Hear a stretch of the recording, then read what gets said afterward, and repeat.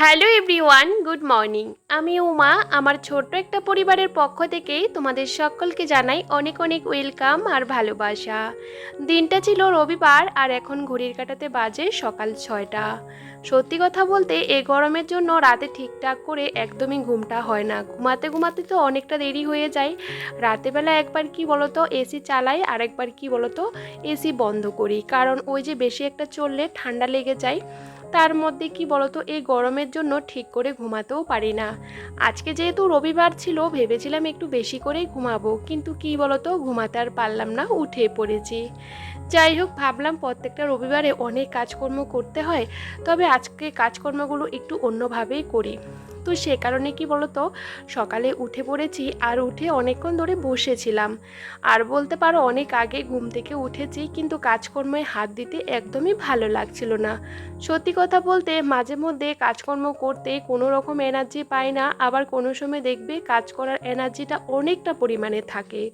তবে অতিরিক্ত গরমের জন্য কোনো কিছু খেতেও ইচ্ছে করে না, কোনো কাজকর্ম করতে ইচ্ছে করে না। তবে যেটুকু কাজ করা সেটুকু তো করতেই হবে। তো আজকে কিন্তু আমি কিন্তু ঘরের ওয়ালগুলো আগে পরিষ্কার করে নিয়েছি আর পাকাটাও কিন্তু ভালো করে মুছে নিয়েছি।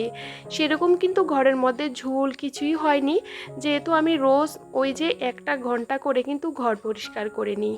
তবে দেখবে জানো তো প্রত্যেকটা দিন যদি আমরা 1 ঘন্টা সময় হাতে নিয়ে আমাদের ঘর বাড়িগুলো ক্লিন করে নিই, সেরকম কিন্তু অপরিষ্কার থাকে না।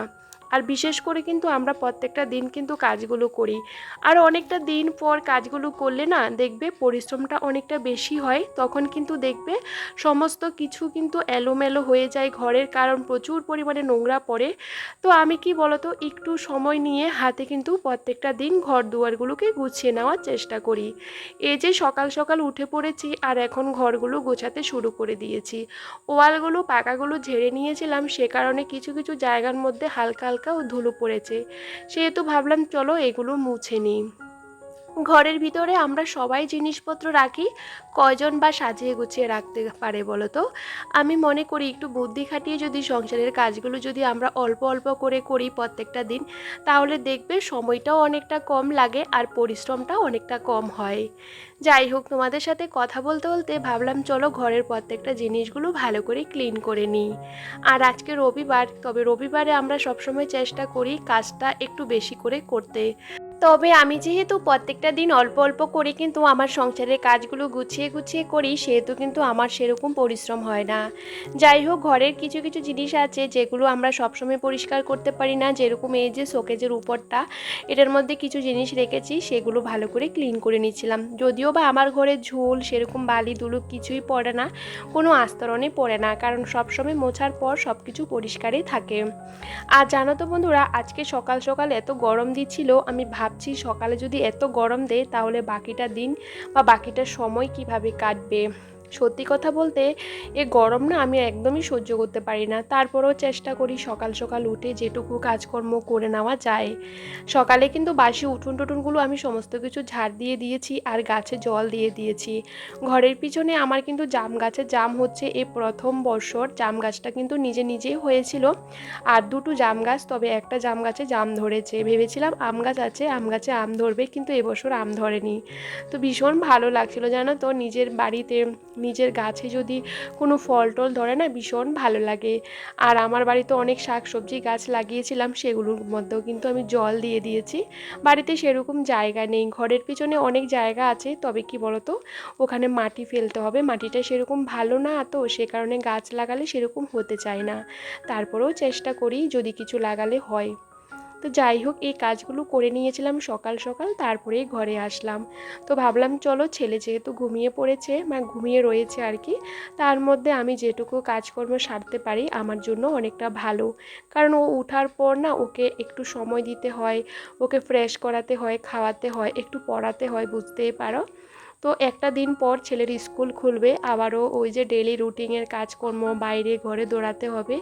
এখন তো যাই হোক বাড়ির বাইরে সেরকম বেরোই না, আর বাজারঘাটটাও কিন্তু আমি বেশিরভাগ সময়টা ওই যে বাড়ির সামনে থেকে করে নিয়ে আসি। তারপরেও কি বলো তো, মাঝে মধ্যে একটু বেরোতে হয়, ইচ্ছে করে না বাজারে বেরোতে এই গরমের মধ্যে বাচ্চাকে নিয়ে বাজারঘাট করতে। তবে একার সংসারে কিচ্ছু করার নেই, অনেক সময় অনেক কষ্ট করতে হয়। আজকে যেহেতু সানডে ছিল, তো বর বলেছে বাজার থেকে কিছু নিয়ে আসার জন্য, তবে আমি আর যাইনি জানো তো, কারণ এই গরমের মধ্যে না বেরোতে ইচ্ছে করে না। আর যদি বাচ্চা কাচ্চা থাকে ওদেরকে নিয়ে যাওয়া অনেকটা কষ্ট। আমার বাড়িতে যেহেতু আমি একা থাকি ছেলেকে নিয়ে, সেরকম কারোর কাছে দিয়ে কোথায় দিয়ে যাব বলো তো। তো সব কাজ কিন্তু ওকে নিয়ে আমাকে করতে হয়।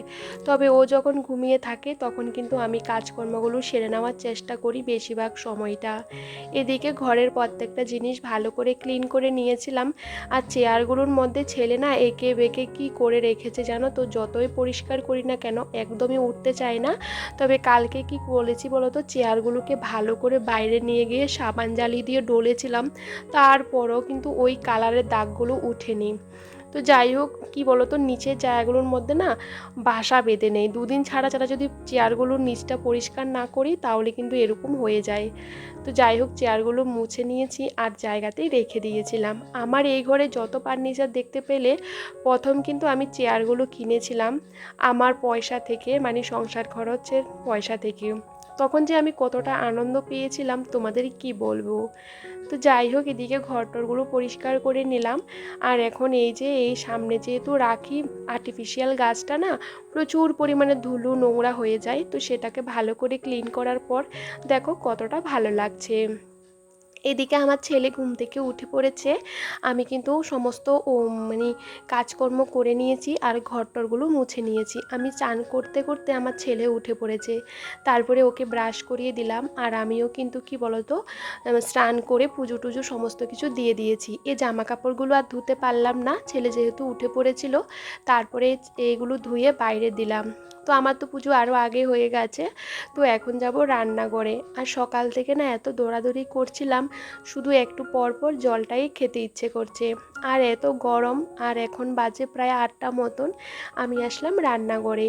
আর আজকে বানাবো ছেলের জন্য আলুর পরোটা, আমিও খাবো, কারণ আমার ছেলে আলুর পরোটা দেখি বেশ ভালোই খায়। আর এদিকে কিন্তু আটাটা ভালো করে কিন্তু মেখে নিচ্ছি। আমি কিন্তু ময়দা একদমই ব্যবহার করি না, আর ময়দাটা কিন্তু আমরা সেরকম একদমই খাই না। সবসময় কিন্তু আটা দিয়ে আমি যে কোনো জিনিস বানানোর চেষ্টা করি। আর এদিকে আলুটা সেদ্ধ করে নিয়েছিলাম, আর তারপরে পেঁয়াজ কুচি দিয়ে তেলের মধ্যে ভালো করে একটু নুন আর হলুদ দিয়ে কিন্তু ভালো করে নেড়ে নিয়েছি, তাতে না আলুর পরোটা খেতে ভীষণ ভালো লাগে।